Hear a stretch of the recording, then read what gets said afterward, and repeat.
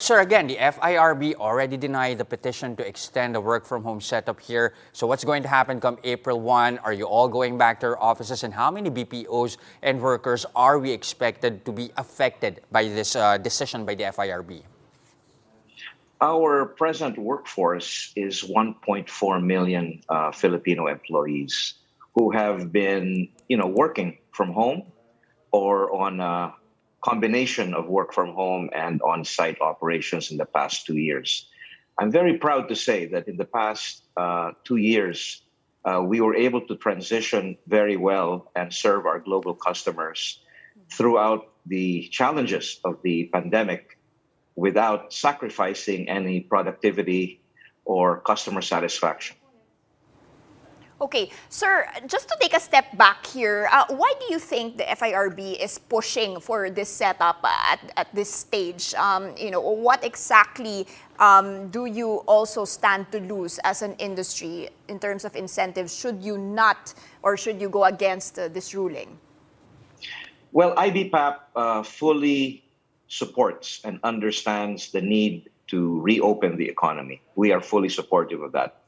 What we are seeking in the short term is really a longer transition period or runway so that we can smoothly move back gradually over a phased approach from our work at home setup at the present time towards what we feel should be a more optimal setup, because the world has changed in the past 2 years.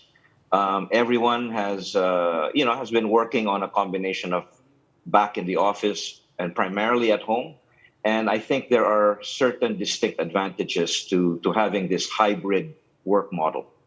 Sir, just to clarify your point, are you asking for more time to be able to go back to normal in-person or face-to-face work? You just need some more time? Or are you saying that, the industry has changed, we need to adapt, we cannot expect this to happen again? Or maybe there are compromises that at least you That are can be willing made. to consider.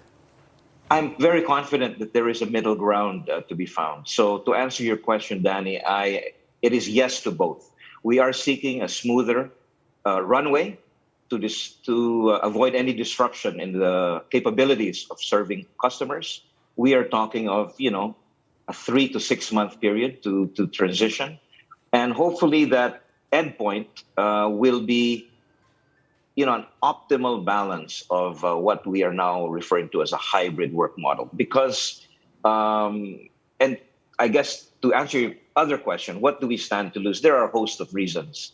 The ease of doing business in the Philippines for our investors remains critical for us to retain our leadership position in the global IT-BPM industry. And I think, globally, research report indicates that as many as 70% of global employees in the industry expect to work under some sort of hybrid work model. So at risk is really, the ability to attract and retain employees for us to grow, because there is, growing demand for Filipino talent from our global customers. Even at the worst of the pandemic in 2020, we were one of the few industries to actually grow, adding 23,000 jobs in 2020 and almost 100,000 jobs in 2021. Having said that, we have, we're very appreciative of the extensions and privilege of being able to work from home extended by the FIRB and PEZA. But I'm hopeful that we can find a middle ground so that we can address the concerns of our employees, the expectations of our customers, and most of all, continue to retain the Filipino talent, which is in high demand from our customers all over the world.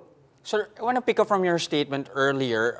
Do I take it to mean, sir, that you are foreseeing possible job losses here from the industry should you at least return to offices? And how many of your workforce do you project would have to be laid off or let go, affected?